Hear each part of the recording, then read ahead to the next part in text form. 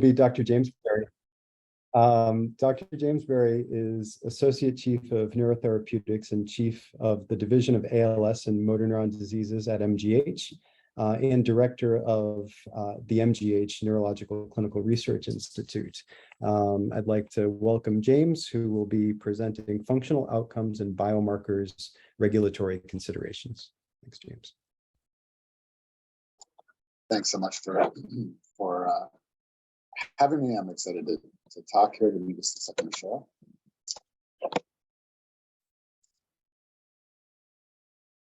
So I'm going to talk today about functional outcomes and biomarkers and some of the regulatory considerations of sort of where we are and where we can go as a field. I'm going to talk mostly about biomarkers because functional outcomes and biomarkers is a mouthful. And I'm going to start by talking about sort of some examples of where we are with biomarkers in the field, and then talk a little bit about the regulatory considerations and how we're using them and how we can use them later on. I think ALS drug development needs good functional outcomes and biomarkers for a variety of reasons. Number one, ALS treatment landscape is changing with positive trials and new approvals, as we all know, and as both Merit and Sabrina have talked about. And the therapeutic pipeline is very, very full. The Healy platform trial brings efficiency through design and through trial readiness, as does NEALS through training of the sites and bringing sites together in a mission. But we can follow that with useful biomarkers that can bring even more efficiency to trials. So it's sort of bringing a different aspect of how we can hasten drug development in ALS. We rely almost entirely on these, quote unquote, traditional ALS outcome measures, including the ALS-FRSR, which does the heavy lifting in almost all of our trials. And then vital capacity, which is often a key secondary, looking at the muscle respiration, quantitative strength testing, most often that's handheld dynamometry, and survival, which seems more straightforward than it is because sometimes we think about pulmonary-assisted ventilation, sometimes not. But these are the mainstays of kind of how we have done our clinical trials. And I think they allow us room to grow. We can use functional outcomes, digital biomarkers, biofluid biomarkers to really supplement what we're doing. We can do that differently at different stages of development. But in order to do this well, we really need to be careful about how we think about biomarkers. So the FDA and NIH working group, biomarkers, endpoints, and other tool resources came up with this best biomarker categories, which are, I think, very carefully crafted to teach us about how we use biomarkers. And I'll come back to this about sort of how this fits into the regulatory process in a bit. Susceptibility biomarkers might tell us about a risk of developing a disease. It might be a risk gene, but it also might be an increased level of some protein molecule or the way someone behaves on a quantitative test. Diagnostically, I think we think a lot about this. How might we use a biomarker for diagnosis? Prognostic, the terminology gets a little funny, but this predicts how the disease will progress. Predictive says how will somebody likely respond to a therapy. So we think of ALS now as kind of a broad set of diseases potentially linked with different biology and a similar clinical outcome. So there may be subsets of people who are more likely to respond to, say, immunotherapy. And if we had a biomarker of that, that would be a predictive biomarker. Pharmacodynamic biomarker tells us if we're engaging targets may or may not be related to the disease that we're studying at all. And disease monitoring biomarkers are ones that demonstrate progression of the disease. And we think a lot about this one as well. And then we might have safety biomarkers as well. So this sets up a framework that we really need to be careful about when we think about regulatory, but also just how do we incorporate these into trials. So to give a few examples, motor speech analysis quantifies slowing of speech over time. This has been shown in lots of different ways. I happen to be showing a pause analysis showing the average pause duration during the standard read passage and how that pause duration increases over time as people's disease progresses. And we can look at words per minute or syllables per second. There are lots of ways of looking at this, but essentially speech slows down over time, and we can measure that in a quantitative way. We've done some work, and this is from Stephen Johnson, who with an actigraph wearable device, and this is a wrist-worn sensor that can quantify change in behavior in ALS. So here we're looking at the number of non-sedentary minutes, which is very similar to the number of active minutes, but slightly different definitionally. But this number of non-sedentary minutes each day decreases over 6 months in most people in this study. and also correlates with ALSFRS-R. This is the self-entry form of ALSFRS-R, and the ROAD score, which is another PRO, and gives us good confidence, at least in a small observational study, that we may be able to use this as a sort of a digital biomarker over time. Turning to biofluid biomarkers, YKL-40 correlates with faster disease progression when we measure it in CSF. That's when we measure it at baseline. This is true in ALS and in FTD, and it also correlates with survival, so that lower YKL-40 predicts a longer survival. Urinary P75 extracellular domain is another potential biomarker that we've looked at. This comes from Shepard and represents work from Michael Vanatar. And what we see is that this urinary P75 extracellular domain, which is an extracellular receptor that's cleaved off of motor neurons, both in development and in times of neurological injury, as there is in ALS, increases over time in people with ALS, and may be a marker of disease progression or over time. I think we're on the cusp of looking at many potential new biomarkers. We all know that TDP-43 is mislocalized in ALS. It's a question in cytoplasm, and that there is abnormal splicing events as a result of that. Stathmin-2 cryptic exon has been shown, and that's been really elegant work from Brian Cleveland, Cote Vajay-Tren, and Kevin Hagan. And there's a lot of kind of work following up on that. When TDP-43 is mislocalized, we can see this cryptic exon, but there are also scores of mRNAs that are sort of treated differently when TDP-43 is not in the nucleus, and may lead to these cryptic exons. And so there's current work focusing on the existence of the cryptic exons, looking at both large unbiased screens or semi-biased screens, but being very broad, or individual mRNAs and proteins that are being evaluated that are known to be affected by TDP-43 mislocalization. And I think this will likely result in biomarkers that could find a use in diagnosis, or may have a use in disease monitoring, or both. They may in either case be a pharmacodynamic marker that we could put in trials, because as we change the biology of the disease, we may very well change these biomarkers. And the closer we get to changing TDP-43 biology specifically, the more they may be really good biomarkers. The sort of gorilla of biomarkers in ALS right now is neurofilament. We've looked at both phosphorylated neurofilament heavy chain, neurofilament light chain. The medium chain assays are sort of contaminated with light and heavy typically, so not used. At this point, neurofilament light has a little bit of an edge. This showed up in one of the slides that Merit showed, that at least pre-symptomatically, it looks like neurofilament light maybe gives us a little bit better signal, and that's been looked at now a number of times in ALS, and probably is the case. They're both pretty good assays. Neurofilament light edges out neurofilament heavy, probably. And so most of what I'm going to talk about over the next few slides is neurofilament light. Again, Merit showed some of this data. Neurofilament light increases prior to the onset of symptoms in ST1, and Alberto Esquerro also looked at the rise in neurofilament in people who have sporadic forms of the disease by leveraging large population studies like the Nurse Health Study and others like that, where biomarkers have been collected, biofluids have been collected for years, and a few people will go on to develop ALS, and look back at what's going on in the samples that have been collected, and there is this rise in neurofilament. This is also been looked at in the FTD community, and I think we're getting a good sense that neurofilament does rise. That rises, there's some variability, and so that rise, we have to sort of hone in on how we can use that rise and when we can really detect it out of normal. Neurofilament stable over time in ALS. That's true in plasma, serum, CSF. The absolute levels in CSF are higher, but with the assays that we have now, we can look in blood quite well. It's higher in people who have a faster progression rate than a slower progression rate. Slow progression is typically higher than controls, but you can see there is a lot of overlap. So we have to be thoughtful about how this might fit in as a diagnostic biomarker, since there is a substantial amount of overlap with normal samples. And neurofilament, CSF, and plasma correlates with survival duration. Now, I've just chosen some of these publications. There are many publications. This is a very robust finding. The plasma, this was PNFH that was looked at, levels decreased in SMA when there was treatment with nusinersen. And so that was sort of a study in a motor neuron disease showing that neurofilament may be responsive to a really effective therapy that's given highly upstream.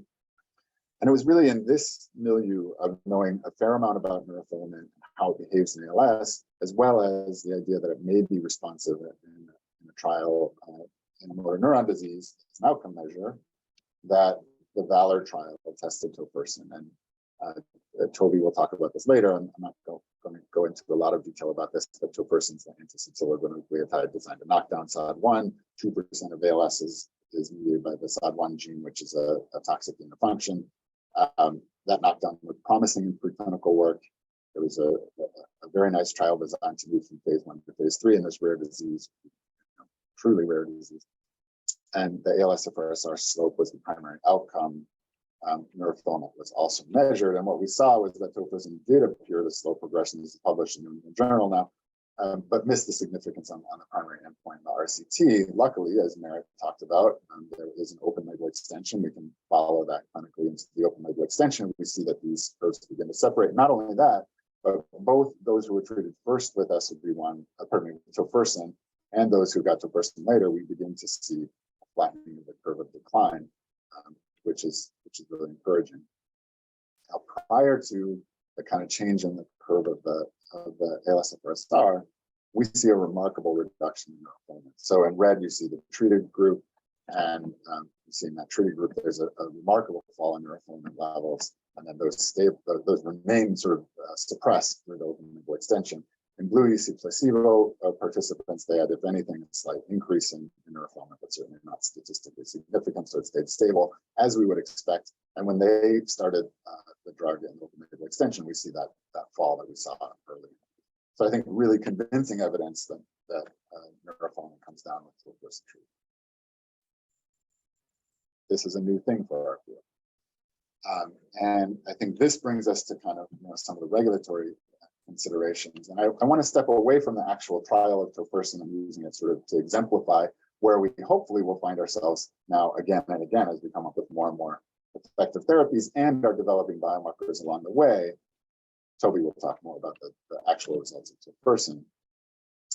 But FDA, the FDA sort of steps in as kind of the regulatory body here. And so I want to talk a little bit about what FDA thinks about drug approval. So standard drug approval requires substantial evidence of efficacy, and that data has to come from adequate and well-controlled studies. So we can propose as placebo-controlled studies with concurrent placebo-controlled.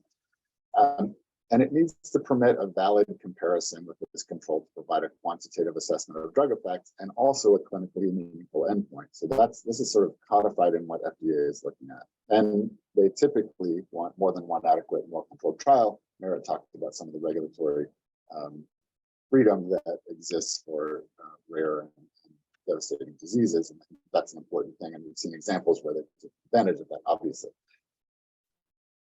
With the AIDS crisis in the 1980s came a push for faster approval. And at the same time that there was that push for faster approval, there was also a really relevant biomarker in CD4 counts, which became inextricably linked to HIV outcomes. It was very clear that there was a connection there.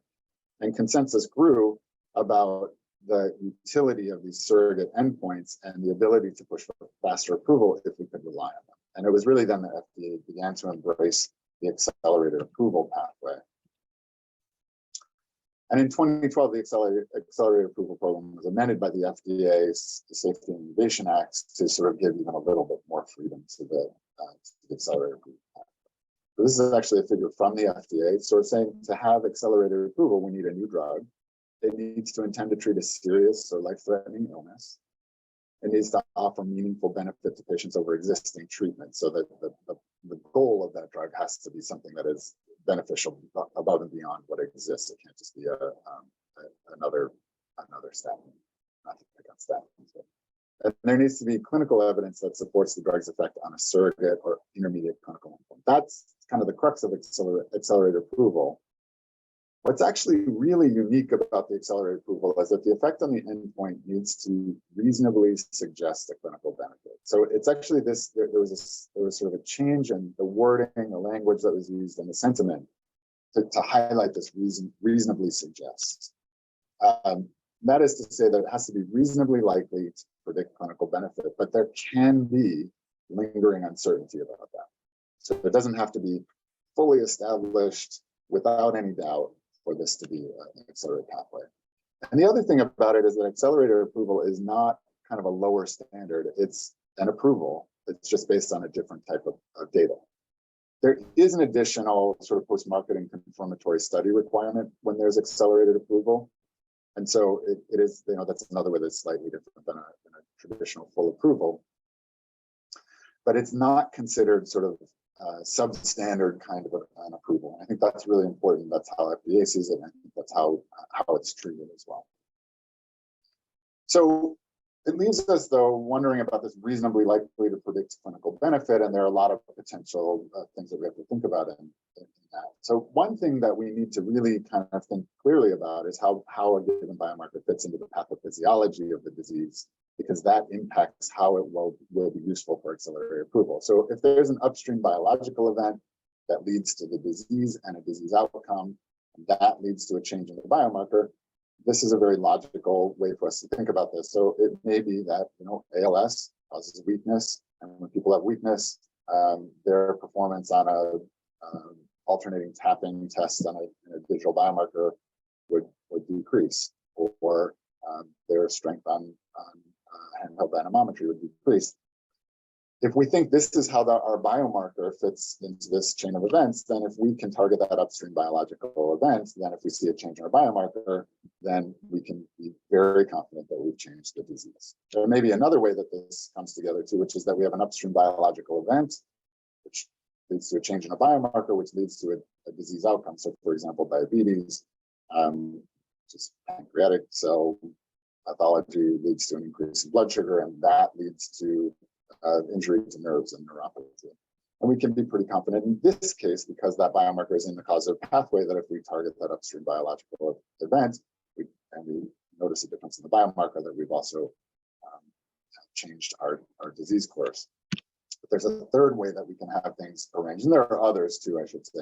There's a third way that we could have things arranged that leaves some question, which is there may be an upstream biological event that leads to the disease outcome, and through a separate pathway leads to a change in a biomarker. And without harping on that, I think we can all understand that that is a place where we would have to be really cautious. And that's, I think, one of the big things that we see regulators scratching their head over and trying to understand data about biomarkers in diseases. And so one of the things that we can do to sort of pave the way for accelerated approval, make the approval process a lot easier, is think about a biomarker qualification, which the FDA has a pathway for. Now, I want to be clear that this is not necessary for accelerated approval, but it takes away some of the uncertainty about the biomarker, because during accelerated approval, one is asking, does the drug work, and does the biomarker do what we think it does as well? If we can take away that second question, then it really becomes a much smoother pathway. Qualified biomarkers remove that uncertainty.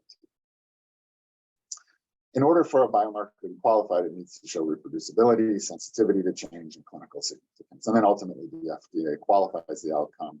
And I would say here, it doesn't qualify a specific assay or device, it qualifies the actual outcome. So it's not going to say X specific neurofilament assay is what needs to be done from a certain company, but rather these are the characteristics of it.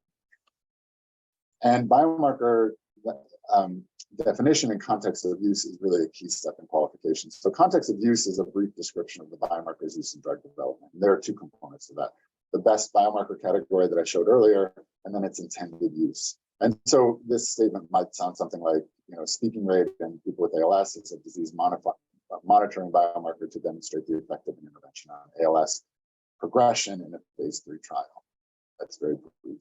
And I think we can all understand how characterizing that would be really important to the process. That is sort of, I think, underselling the work that has to go into thinking about qualifying a biomarker. This comes from a paper that talks about the qualification process and the fact that it can actually be fairly onerous because there are lots of things that have to fall into place in order for us to sort of, as a community, say this is a qualified biomarker and for FDA to agree with that. Having said that, there is a clear process. There are sort of 3 steps: a letter of intent, And then there's some review and conversation about that, qualification plan, which is a little more detailed, and some review of that, and then a full qualification package, after which there's a recommendation from the FDA. And the FDA, I will say there are not many qualified biomarkers to the FDA because the process is fairly detailed, and I think for it to be worth it, it really needs to benefit a whole field. We may be in that position with neurofilament in a way that many fields are not. Not obviously, neurofilament is not specific to ALS, but it does seem to have a use in ALS. There are also sort of ways to engage with CDER, who does this qualification prior to that critical path innovation meeting, and even a letter of support after a number of conversations, so that part of the FDA may actually support this. We think of the agency as one monolithic kind of group, but actually there are many groups within it, and it might be that a group that knows your disease well, in this case ALS well, might say, yeah, gee, that would be a great biomarker and very valuable, and they could write a letter of support for the qualification process. I will just point out very quickly, this is not the only qualification out there. There's an animal model qualification, a biomarker qualification, and a clinical outcome assessment qualification. Clinical outcome assessment qualifications used somewhat more than the biomarker qualification historically anyway. And the 21st Century Cures Act sort of put some affordances into this process to really lay out some descriptions of the process so it's more useful, bring transparency to it. And on the web, you can find project listings and listings of qualified biomarkers and the whole process that brought them there to make this a more tangible process.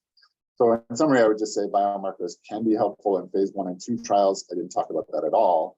For decision-making, there's no need for regulatory approval. That's sort of a decision-making process for the sponsor of the trial. Biomarkers can be used as a part of the accelerated approval process without formal qualification, but there is some risk to that. And formal biomarker qualification can greatly reduce that regulatory risk, smooth the pathway for drug approval that depends on a biomarker, and reduce or eliminate, and of course, marketing requirements, depending on how that goes. But the process is fairly involved. It could be useful for a biomarker that would benefit our whole field. It's fun, I think. The entire team here and many others who have led to a lot of the data that I showed early on. Thank you. Thank you, James. That was incredibly instructive. You covered a ton of territory.